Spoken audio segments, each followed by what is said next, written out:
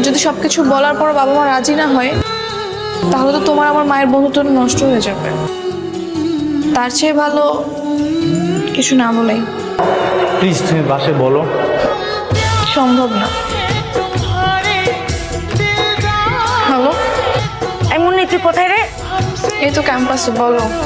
ও আচ্ছা শোন, আমার বান্ধবীর ছেলে ওনাকে তোদের ক্যাম্পাসে পড়ে।